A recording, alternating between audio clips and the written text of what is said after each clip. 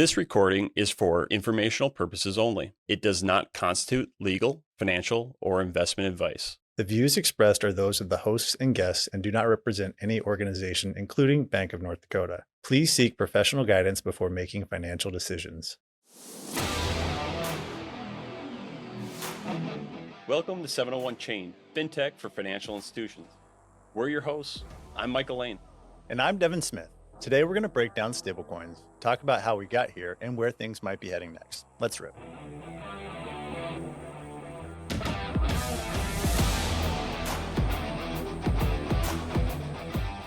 So one of the things that really spurred Bank of North Dakota into Roughrider Coin was the passage of the Genius Act in 2025. So the Genius Act is actually defined as the Guiding and Establishing National Innovation for U.S. Stablecoins Act, which is a mouthful, but thank you for bearing with me as I got through it. So it's the most significant digital asset law passed in the United States as of right now. It had strong bipartisan support, so it was about 70-30 in the Senate and about 3-1 in the House.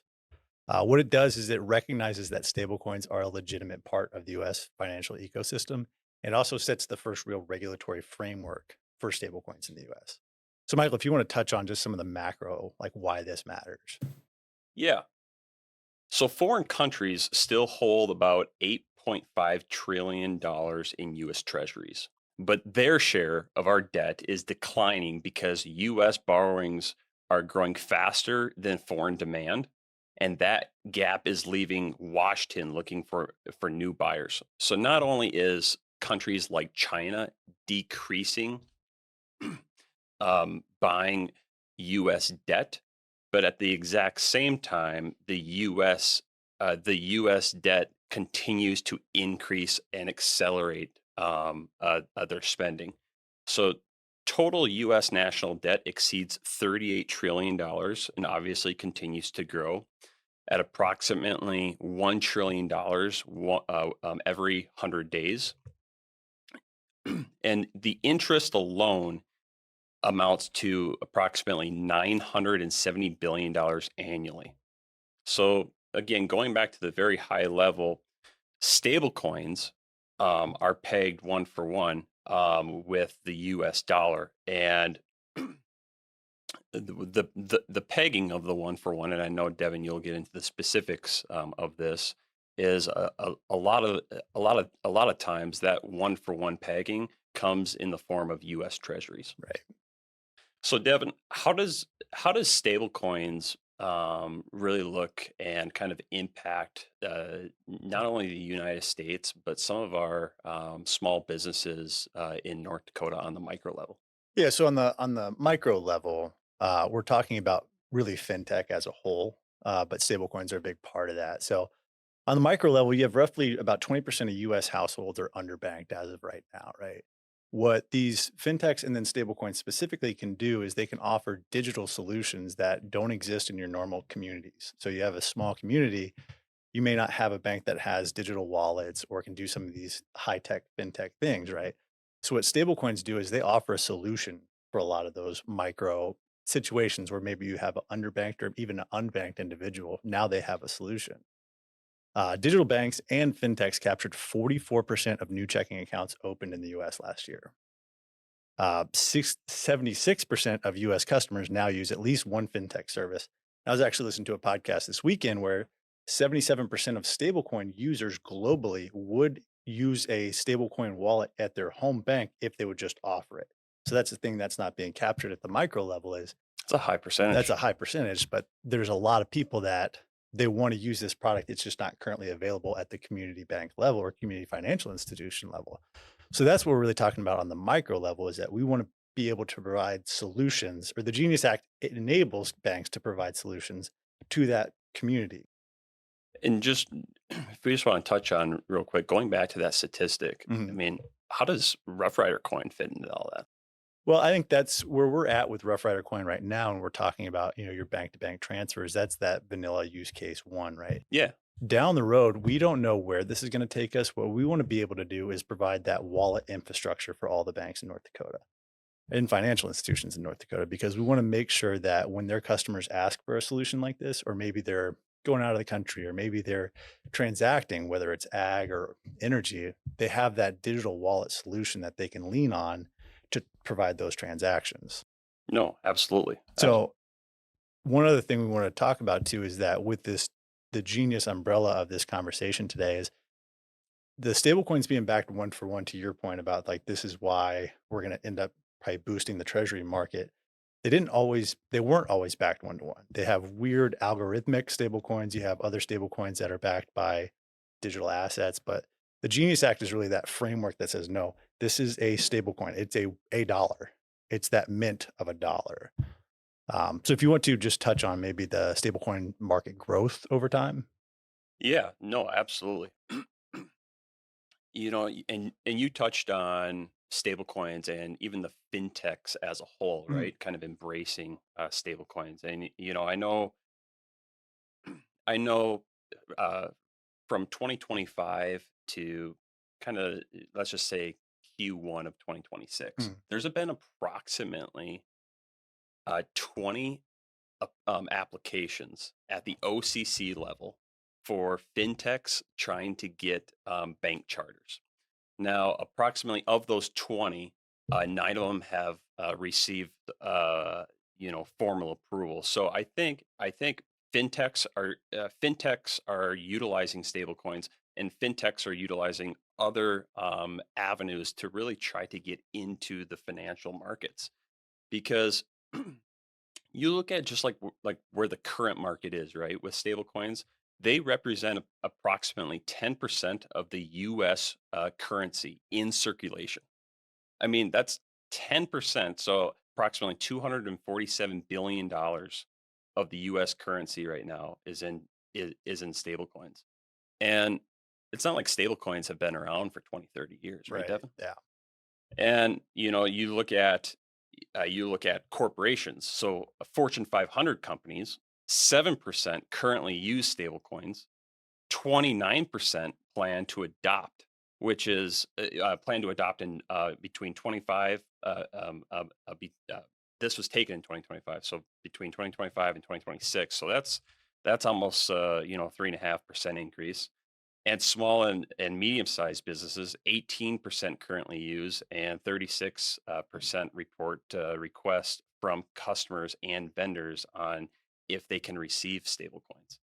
So it's absolutely crazy since the Genius Act, specifically the acceleration for stablecoin adoption. So, irregardless of where you get your news, um, it's it's good to look at the great wealth transfer. So, the great wealth transfer, to help sum this up, is essentially transferring wealth from the baby boomers to the Gen X and the millennials. And just in the past approximately 5 years, $3 trillion have left true community financial institutions into fintechs. And one of the big reasons for that is um, the adoption of stablecoins.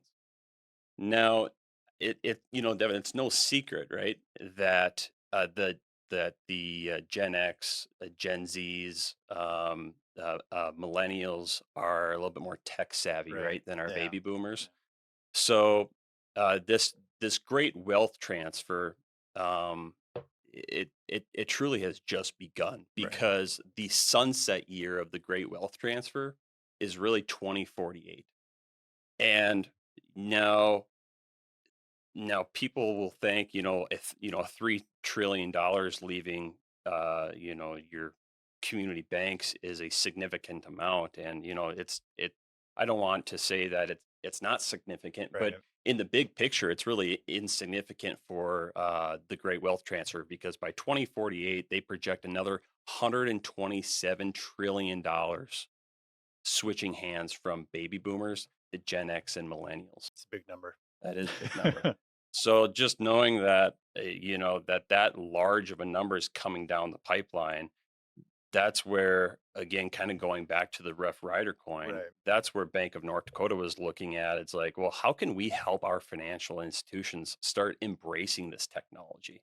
especially with with with with the traditional financial institutions we have and the communities they support. How can we help them start adopting this new technology? Yeah, and that's kind of the overarching theme with the Genius Act is it establishes that legitimacy to this entire field of digital assets for currency pegged currency, digital currency that you can use. So when we talk about the Genius Act, a big part of it, yes, is the legitimacy that it provides, but also it's the regulatory framework. So we say it's backed one for one. Well, how do you know? Well, there's a ton of stringent requirements that are on entities that want to issue stablecoins that are backed or that are Genius Act compliant. So one of the first things is only an approved issuer can issue a U.S. Genius compliant stablecoin. So what that means is you either have to have OCC or FDIC coverage and regulatory regulation over you, or you can be a non-bank issuing stablecoin issuer, right? So what that means is you have to go through a governing entity called the SCRC. So the SCRC is basically the DMV for the Genius Act, right? To get your PPSI, which is your driver's license, in order to be on the road as a Genius compliant stablecoin issuer, right? So what that means is you have the ability to issue, but you also have to stay in compliance the entire time, right? So what that means is you must be fully backed at all times, one for one. That backing can be in US dollars, just regular currency you have sitting in an account somewhere, or it can be in short term treasuries. Basically, it just has to be incredibly liquid in case the person that owns the stablecoin wants to redeem it immediately. What do you? I guess what are they defining though as short-term treasuries? Because Yeah. I think some people could say a 24-month Yeah. treasury is short-term. Yeah, that's true. No, really, it's that 3 month and under. So you can either say 3 month or usually 93 days or 92 days is that kind of line of demarcation of this is no longer considered a short term treasury, right? Again, the big key there is the liquidity of it. You have to be able to redeem it for the actual fiat currency near instantaneous for it to be a one-to-one backed asset, right? This is a big word that I'm going to struggle with. Rehypothecation is prohibited. What that means in real terms is that you can't have these assets, this cash that's digitally backed, right? Or you're backing a stablecoin with this cash. You can't deploy that anywhere else. That has to stay in cash. So you can't take it and maybe if you're a bank, put it to work in your loan portfolio or put it to work in your investment portfolio. It has to stay in that incredibly liquid account the entire time. So when we say it has to, that means you have to have somebody enforcing that, right? So what you have with this Genius Act, right, is you have to do monthly attestations, right? Which means you have a independent accounting firm check your books at the end of the month and verify that at all times you were compliant with a one-to-one pegging, right? So it's a public accounting firm has to do that, as well as your CFO and CEO both have to sign off on that attestation saying that you were compliant the entire time. So when it comes to consumer protections, which is an evolving world right now, when it comes to the CFPB and all those other things, under the Genius Act, the holder of the stablecoin gets first claim on reserves. If there were anything to happen to the entity that issued it, whether it's a bank or a non bank, and it goes into litigation, the holder of the stablecoin always gets the direct claim on those reserves. So there's never any chance for those stablecoin assets to end up being depegged, which depegged means that the value no longer equals $1. The Genius Act framework really sets everything up to where there's no chance of depegging because that's the biggest fear with stablecoins. It's the biggest fear with currency in general, whether it's hyperinflation or stagflation, is that it's not going to be worth what you thought it was. Yeah, and I think you look at where stablecoins were pre Right. Genius Act Yeah. when we had depegging, Right. but now since there are true laws in place, Now, that's that that's where the guardrails come up. right. So Exactly. there is no depegging, Yeah. right? No, that's exactly it. Is that we want Congress and the president wanted there to be a level of consumer protection that is just ingrained into stablecoins as a whole, so that that digital asset that is essentially being encouraged to be used by both this administration and both houses of Congress, that customers can feel safe using it, so that the U.S. can feel safe using it. And going back to your original point, so that the debt that's backing it can be bought. That's a big part of it too. So there's dual regulatory oversight as well. So yes, you can have OCC or FDIC. Or if you take the state route, you can do that as well, but your state has to have rules written that are substantially considered similar to the federal rules that are written. So the state would also have to seek approval to basically be their own DMV and the example earlier, right? So there are states that are being really proactive. I know Florida's being really proactive. Um, a lot of like the South is being really proactive. So, and there's time for states to get comfortable with this. And there's also not a requirement that a state gets comfortable with this. Really, the reason that there's that dual regulatory oversight is because in order to get something bipartisan passed, you have to have something for everybody. Um, you want to still have some like states independence, independent state rights, and things like that embedded into it. So that's really the reason behind that dual regulatory oversight. So I don't know if you want to touch on like how this is going to affect banks more Ye- specifically. Yeah, no, absolutely. You know, just yeah, I know we already touched on the great wealth transfer, but this truly also ties into this is because the Treasury estimates $6.5 trillion in deposits could shift from banks to stablecoins over the next 2 years. And I know, again, I know we already talked about the 20 entities seeking OCC charters. Mhm. How those entities are going to be set up, generally speaking, is they're going to be issuing their own stable Right. coins and truly coming after community financial institutions' deposits. Right. And that's the complete opposite of what Roughrider Coin is doing, right? Exactly. Yep. Roughrider Coin is providing the payment rail. Let's Mhm. just call it a payment rail because that's exactly what it Right. is. It's really no different than wires or ACHs, Right. other than it's going to be faster and cheaper. And in Rough Riders case, safer. Yes, Yeah. absolutely, 100%. And so these these other entities are going to be essentially trying to take deposits Right. while Roughrider Coin is just providing the infrastructure while keeping the deposits at our financial Right. institutions. Going back to when our financial institutions are stronger, we're stronger. Exactly. So going back to your question, Devin, the potential impacts to our financial institutions on stable coins in general, again, excluding Rough Rider coin, would be the big risks of deposit outflows and the reduction in transaction revenue. And then, going back to those 20 entities looking at coming into the Right. space and just taking market share. So the fintech competition. And just so everybody understands, you could probably really speak well to this, Michael. Why do all of those entities seeking those OCC charters, why do they want to hold the deposits? Why don't they want to distribute it amongst the banks? Because they can take in those deposits Mm. and going back to your one to one, right? Yeah. They can take those and yeah, invest those into treasuries Yeah. and make money. And you look at Tether. Yeah. Tether has you look at where Tether is compared to and we're just I guess when I'm talking about where Tether is, I'm talking about their true net income. Okay. Their net income, Tether, is greater than BlackRock, McDonald's, Those are big companies.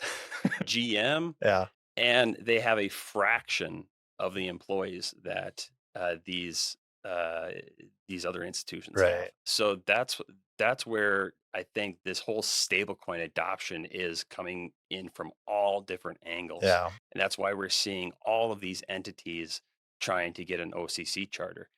Historically, the OCC has only approved typically between 1 to 2 OCC charters on an annual basis. Yeah. Again, looking back into 2025 to the Q1 of 2026, they've approved close to 9 already. It's 4 years worth of approvals in 13 months. Yeah, yep. So, Devin, how does this implementation timeline look?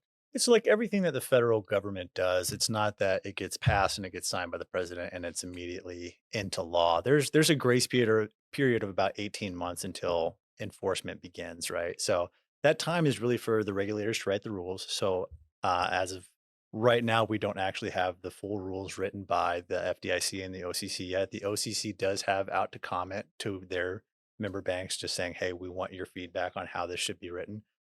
It also allows time for institutions like Bank of North Dakota to help build these systems because that's what we want to do is we want to thoroughly and thoughtfully vet out all of the technology partners that we would have to work with in order to provide a safe payment rail for all of our member banks and then that wallet infrastructure as well, right? There's going to be a building of a stablecoin ecosystem that's going to build up over that 18 months as well. So you have issuers like Bank of North Dakota that are really doing a bank to bank thing. And then you also have a litany of other issuers, whether it's states or other banks or anything like that, those that just got a new OCC charter. So what that time is also going to allow for is banks and fintechs to see whether they want to be issuers, right? So Bank of North Dakota took the stance after the passing of the Genius Act in 2025 that we want we want to be in on this so that we don't leave any of our member banks behind, any of those North Dakota financial institutions. We want to be kind of out in front of this with them so that they know that we're not going to let that disintermediation of deposits occur. We're going to do everything we can to help support those community financial institutions. There's also custody and settlement. So there is a treasury market that exists today. It's a robust market. Most banks use treasuries in their investment portfolio to hedge risk. That market's going to change a little bit with all these issuers that are going to want to purchase treasuries. And that market's already kind of changing with the foreign debt that's really shuffled up in the last 5 years with the geopolitical landscape we're in right now. Absolutely. And then truly that last little bit is that we want to integrate payment systems, right? Not just us, but any issuer is going to want to do that. So it's not going to be easy to just drop a hat and say, hey, we're going to send payments to 15,000 different people. We want to make sure that that implementation period, specifically for Bank of North Dakota, is slow, steady, methodical, and safe. Yeah. I think as we wrap this up, it's important to know that obviously the importance of Yeah. the Genius Act, but really that's only 80% of the rules. We're still Yeah. waiting on the Clarity Act, Yeah. and our our window continues to get smaller and smaller and smaller as we progress throughout 2026. But I think at least the big takeaway that I want our North Dakota financial institutions to take away is the Genius Act makes stable coins, basically cements stable coins into law. Right. And even though you hear stable coins, not all stable coins are alike. Right. You have some stable coins being non-genius compliant. Hmm. You have some stable coins being genius compliant. And then within that group, you have true stable coins that are looking to take deposits. Right. And then you have the one and only Roughrider Coin Exactly. that is essentially the infrastructure to help out our financial Right. institutions to compete with some of these very large stablecoin issuers. Right. Yeah. So, do you have any other thing? No, that's all I have for you. Excellent. Well, thank you for listening to 701 Chain. Again, I'm Michael Lehn. And I'm Devon Smith. If you enjoyed the conversation, be sure to subscribe and join us next time as we continue exploring the future of banking and financial innovation.